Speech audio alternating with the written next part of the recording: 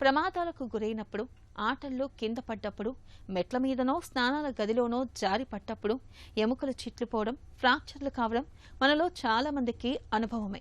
అయితే ఎముకల్లో ఫ్రాక్చర్లు అయినప్పుడు మనలో చాలా మందికి ఏం చెయ్యాలో తోచదు, గందరగోళానికి గురవుతూ ఉంటారు.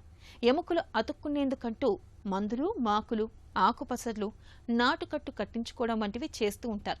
చివరికి అనవసర సమస్యల్ని కొని తెచ్చుకుంటూ ఉంటారు. నిజానికి విరిగిన ఎముక దానంతట అదే అతుక్కుంటూ ఉంటుంది. కాకపోతే విరిగిన ఎముక సజావుగా సవ్యంగా అతుక్కునేందుకు వీలుగా తగిన వైద్య సాయం పొందాలని చెబుతారు డాక్టర్లు. ఫ్రాక్చర్ల గురించిన పూర్తి వివరాల్ని డాక్టర్ని అడిగి ఇప్పుడు తెలుసుకుందాం.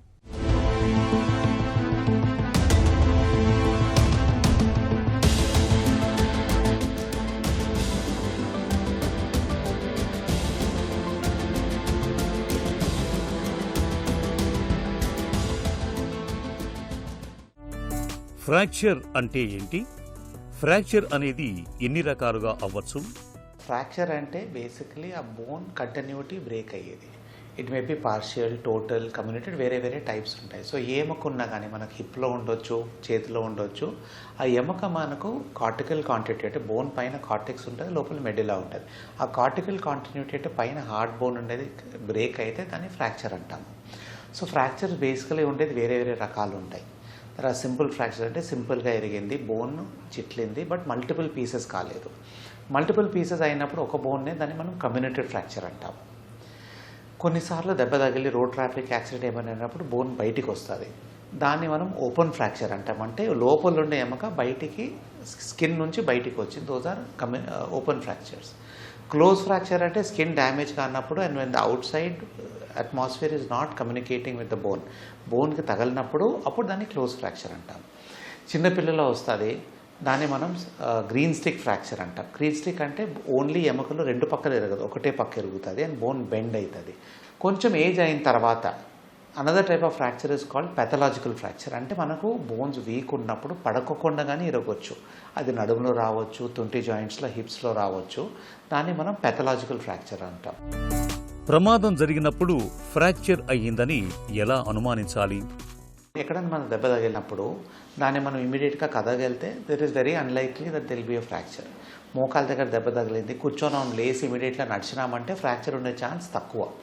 బట్ హౌఎవర్ మనం నడవలేము, మూమెంట్ చేసేది కష్టము, డిఫార్మిటీ వచ్చిందంటే మనకు స్ట్రైట్ ఇట్లా ఫింగర్ స్ట్రైట్ ఉంటుంది, ఇట్లా పూర్తిగా బెండ్ అయిందనుకోండి, దాన్ని డిఫార్మిటీ అంటాం. ఆ డిఫార్మిటీ మామూలుగా ఉండేదానికన్నా డిఫార్మిటీ వస్తే ఫ్రాక్చర్ ఉన్నట్ల. వెన్ యూ కెనాట్ ఫంక్షన్, మనం నడిచే చేత కావాలంటే ఫ్రాక్చర్ పాసిబిలిటీ ఉంటుంది. సో ఇవన్నీ మనం డయాగ్నోస్ చేయాలంటే సింపుల్ ఎక్స్రే ద్వారా మనకు తెలుస్తుంది. ఫ్రాక్చర్ అయినప్పుడు ప్రథమ చికిత్స ఎలా ఉండాలి? ఏం చేయాలి, ఏం చేయకూడదు? The most important thing is మనకు పెరిఫరల్ ఇంజరీస్ ఉన్నప్పుడు, అంటే చేతికి, షోల్డర్కి మనకి ఏదైనా ఫ్రాక్చర్ అయినప్పుడు దాన్ని మనం స్ప్లింట్ పెట్టవచ్చు. అంటే సింపుల్ కార్డ్బోర్డ్ పీస్ తీసుకోవచ్చు, put it along here and tie it with a cloth. దాన్ని ఇమొబిలైజేషన్ అంటాం. సో ఏదైనా ఫ్రాక్చర్ అయినప్పుడు ఫస్ట్ మనకు వచ్చేది పెయిన్. ఇట్లా ఇమొబిలైజ్ చేస్తే ఫ్రాక్చర్ కదిలేది తగ్గుతుంది, పెయిన్ తగ్గుతుంది, దాంట్లో ఉండే బ్లీడింగ్ అండ్ పక్కన కండరాల్లో డ్యామేజ్ అయ్యేది ఆల్సో తక్కువ ఉంటుంది. This is for peripheral injuries. కాళ్ళకు కావచ్చు, ఫుట్కి కావచ్చు, ఎల్బోస్ కావచ్చు, స్ప్లింటింగ్ అంటాం దీన్ని. And obviously next stages back fractures, spine fractures అన్నీ అయినప్పుడు ఆబ్వియస్లీ స్ప్లింటింగ్ ఇచ్చే కాదు.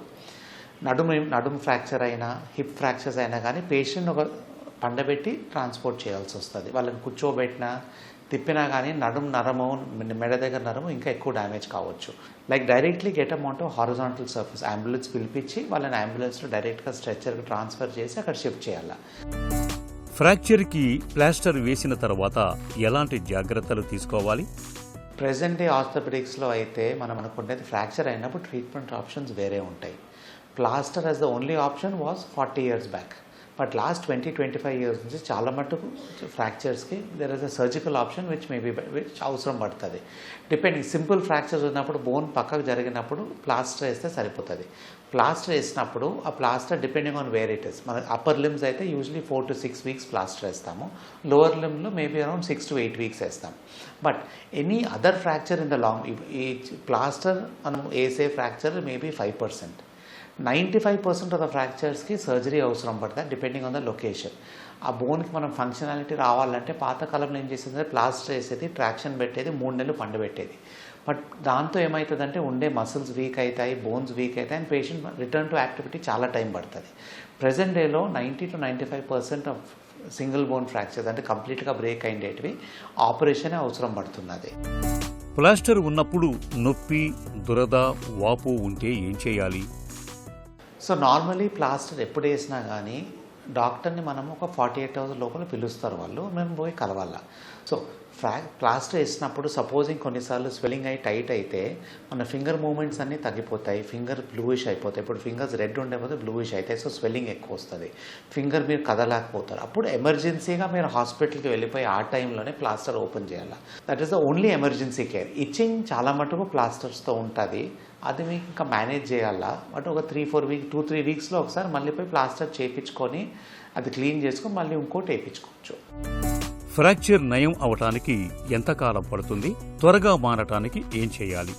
ఓన్లీ మనం ప్లాస్టర్ వేస్తే యూజువలీ అంటే ఫ్రాక్చర్ పొజిషన్లో ఉందన్నమాట ప్లాస్టర్ వేస్తే. సో అప్పర్ లిమ్ కోసం usually take 6 to 8 weeks plaster తీసేసేకే. లోవర్ లిమ్స్ కోసం కుడ్ బి అరౌండ్ 8 weeks. కానీ ఆ ప్లాస్టర్ తీసినా కానీ ఇమీడియట్గా మనం నడిచేకి చేత కాదు, బికాస్ ఆ fracture will take some more time.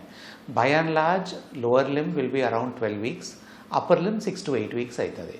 So fracture heal అయిన తర్వాత అప్పుడు మళ్ళీ స్లింగో ఇచ్చి ఓన్లీ ఆఫ్టర్ 3-4 months తర్వాత దాన్ని మనం యాక్టివ్గా వాడే పాసిబిలిటీ ఉంటుంది. అంతవరకు మనం కొంచెం ఫిజియోథెరపీ ఎక్సర్సైజ్ నేర్చుకొని ఫంక్షనింగ్ చేయాలి. దిస్ ఇస్ ఫర్ ప్లాస్టర్ వేసినప్పుడు. సర్జరీ చేసినప్పుడు డిపెండింగ్ ఆన్ ద ఫ్రాక్చర్ ఎంత మాత్రం బోన్ డ్యామేజ్ అయింది, కొన్నిసార్లు సర్జరీ చేసిన తర్వాత 2-3 వారాలకే నడిపించి కొంచెం బరువు వేపిస్తాము, కొంతమందికి 3 months తీసుకుంటాము.